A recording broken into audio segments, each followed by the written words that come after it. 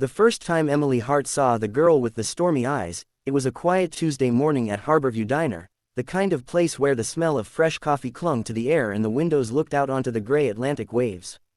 Emily was refilling salt shakers when the bell above the door chimed and a tall man stepped in, dressed in an immaculate suit that probably cost more than her monthly rent.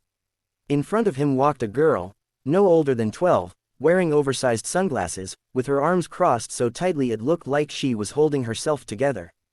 The girl carried an expression that dared the world to come close. Emily watched as they sat in her section, the man tapping his phone repeatedly while the girl stared out the window. "Good morning," Emily said with a practiced smile as she approached. It didn't matter who people were, tourists, truck drivers, or billionaires in tailored suits, everyone got the same warm greeting. "What can I get you both today?"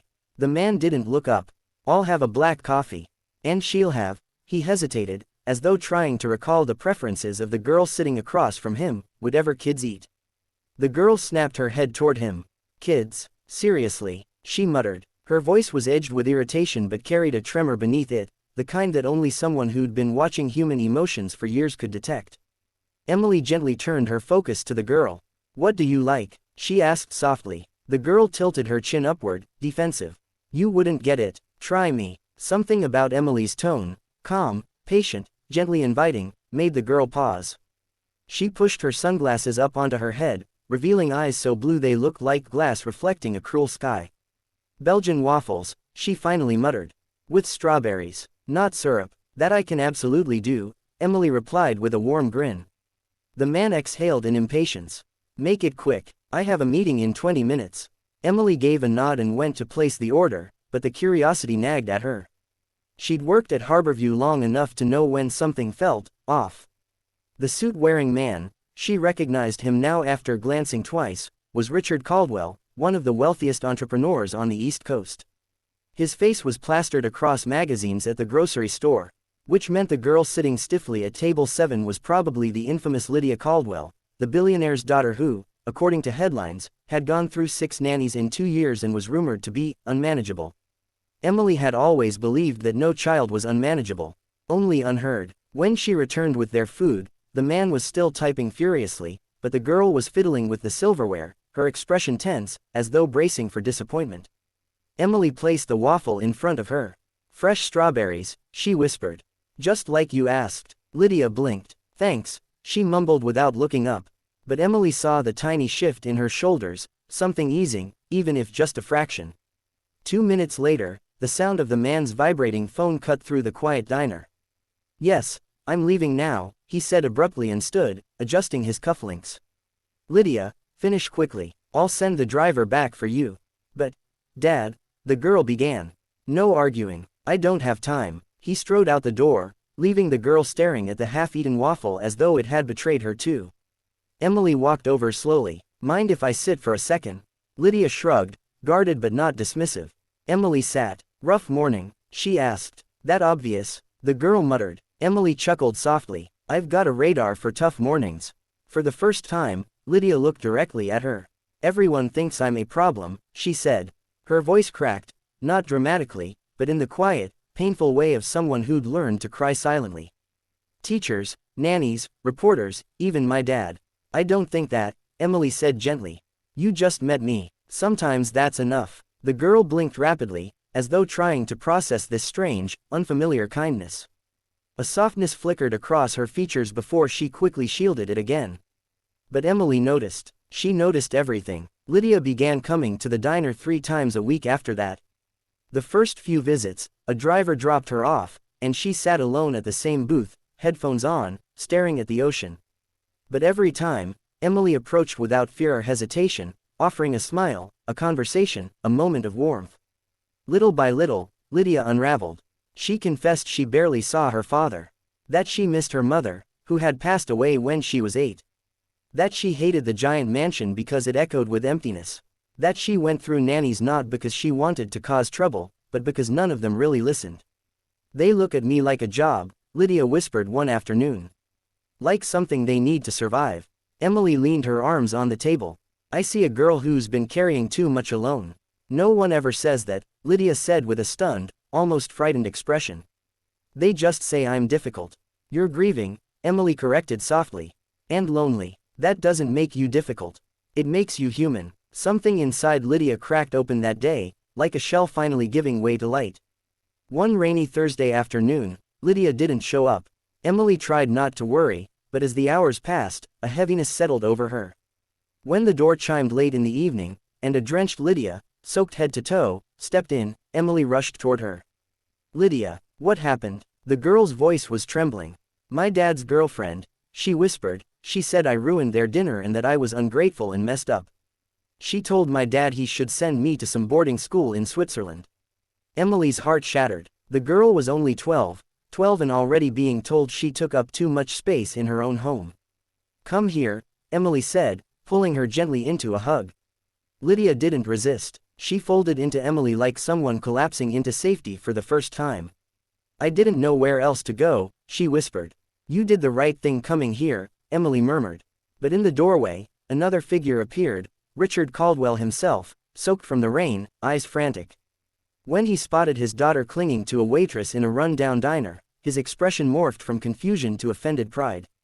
What is going on? He demanded. Lydia froze, immediately stepping back, her arms wrapping around herself. Emily straightened. She needed someone, she said simply. Richard looked at Emily with irritation. She needs discipline. She ran out of the house without permission. She was hurting, Emily corrected gently. She needed comfort, not punishment. Richard stared at her, shocked that a waitress, someone so far removed from his world, would dare correct him. You don't know anything about us, he snapped. I know your daughter is terrified of losing another person she loves, Emily replied quietly. And she's not acting out. She's reaching out. Something flickered in his eyes then, anger, yes, but also something else. Something like guilt. Lydia, he said stiffly, we're leaving. The girl lowered her head and walked toward him, but Emily could see the tears streaming down her face. Wait, Emily said suddenly. Richard paused. Emily took a step forward. She is an incredible kid. Smart, kind, hurting, but not beyond reach. She needs someone who listens. Who sits with her emotions instead of trying to silence them. Whoever told you she's impossible was wrong. Richard swallowed hard, clearly unused to anyone speaking to him this way. And, Emily continued softly, she needs you, Mr. Caldwell. Not your money, not your schedule. You. Silence filled the diner, heavy and vibrating with emotion. Richard placed a hand on his daughter's shoulder, gently, tentatively. Let's go home, he said, but his voice had softened. For the first time, Lydia looked unsure, not of her father, but of leaving the one person who had understood her. It's okay, Emily whispered. Go home, talk to him, let him try. Lydia nodded and followed her father out. But as the door closed behind them, Emily felt a sudden ache, because she wasn't sure she'd ever see the girl again.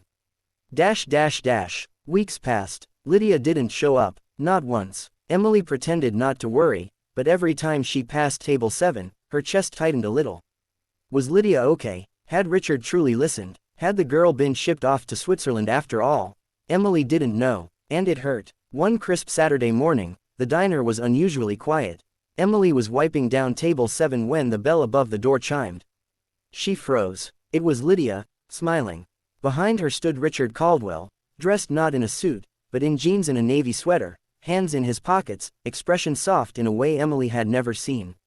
Lydia ran toward her. Emily. Before Emily could speak, the girl hugged her tightly. You came back, Emily whispered, squeezing her. Richard stepped forward. Miss Hart, he said, clearing his throat, I owe you an apology. Emily blinked. She hadn't expected that. You were right, he continued. I wasn't listening. I was afraid, I suppose. Afraid of failing her. Afraid of admitting I didn't know how to be both a CEO and a parent. His voice faltered. I've made changes. Lydia beamed. He's home for dinner now. Almost every night. And we talk. Like real talking. Emily's chest warmed. And, Richard added, I'm looking for someone who can help us, someone she trusts. Someone who sees her. Someone who isn't intimidated by, well, everything. Emily frowned. What do you mean? Lydia looked up at her with hopeful eyes. We want to hire you, she said softly. Not as a nanny. As part of our family. Emily laughed in shock. I'm a waitress. You're the first person who's ever made me feel understood, Lydia whispered. That matters more than anything. Richard nodded. We can arrange hours that work for you, salary you won't believe, benefits. Emily put a hand over her heart. It's not about the money. I know, Richard said. That's exactly why we're asking. Emily looked at the girl clinging to her hand, eyes shining with trust and something even deeper, hope. Her answer was immediate. Yes, I'd love to. Lydia squealed and hugged her again. In the months that followed, the Caldwells' mansion slowly transformed. Not because of the decor, but because a certain warmth filled its spaces, one that had been missing for far too long. Emily helped Lydia with homework, taught her how to cook pancakes, listened to her fears, celebrated her victories, and reminded her every day that she was not too much, not impossible, not alone. And Richard, who once lived by his calendar, learned to pause. To breathe, to sit and listen, to be a father first. One snowy evening, as they all sat together by the fireplace, Lydia looked at Emily and whispered, "No one could ever handle me." Emily brushed a strand of hair from her face. "No, sweetheart, they just didn't know your heart. But you did the impossible," Lydia whispered. Emily smiled gently. "It was never impossible, you just needed someone who cared." The girl leaned, her head on Emily's shoulder. And in that moment, warm, fragile, and full of truth, they all understood something profound. Family isn't built from blood or wealth or circumstances. Family is built from the people who choose to stay. The people who listen. The people who care. And sometimes, it only takes one act of compassion in a small seaside diner to change the course of a life. Or two lives. Or an entire family.